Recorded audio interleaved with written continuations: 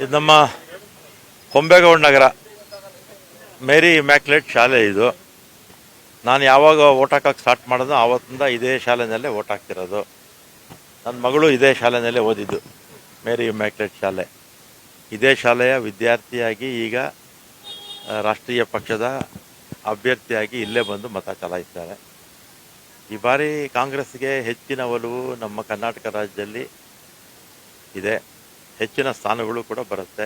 ಬೆಂಗಳೂರು ದಕ್ಷಿಣದಲ್ಲೂ ಕೂಡ ಭಾಳ ವರ್ಷದಿಂದ ಇಲ್ಲಿ ಕಾಂಗ್ರೆಸ್ ಗೆದ್ದಿರಲಿಲ್ಲ. ಈ ಸಲ ಗೆಲ್ಲೋದ್ರಲ್ಲಿ ಯಾವುದೇ ಸಂಶಯ ಇಲ್ಲ. ನಾನು ಇಲ್ಲೇ ಓದಿದ್ದು, ಮೀರಿ ಮಾರ್ಕೆಟ್ ಸ್ಕೂಲ್ ಅಂತ. ಇಲ್ಲಿ ನಮ್ಮ ಹೊಂಬೇಗೌಡ ನಗರ ವಾರ್ಡ್ ಬರುತ್ತೆ.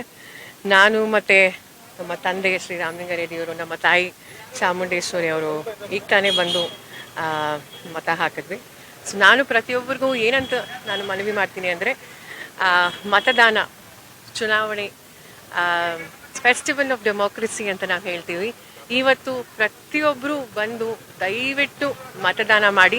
ಇದು ನಮ್ಮ ಹಕ್ಕು, ಇದು ನಮ್ಮ ಜವಾಬ್ದಾರಿ.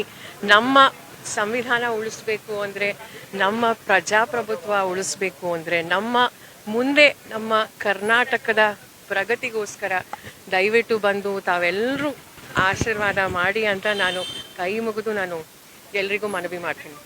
ಇವತ್ತು ಶೆಡ್ಯೂಲ್ ಏನು? ಯಾಕಂದ್ರೆ ತಾವು ಕೂಡ ಅಭ್ಯರ್ಥಿ ಆಗಿರೋದ್ರಿಂದ ಕ್ಷೇತ್ರ ಎಲ್ಲ ಸುತ್ತೀರಾ? ಹೌದು, ಓಟ್ ಹಾಕಿದಾಯಿತು.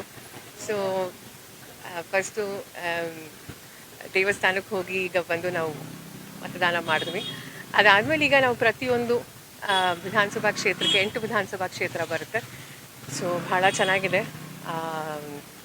ನಮ್ಮ ತಂದೆಯವ್ರು ಹೇಳಿದಾಗೆ ಎಲ್ಲ ಕಡೆ ನಮ್ಮ ಪಕ್ಷ ಕಾಂಗ್ರೆಸ್ ಪಕ್ಷ ಬರಬೇಕು ಅಂತ ಮನೆ ಮಾತಾಗಿದೆ.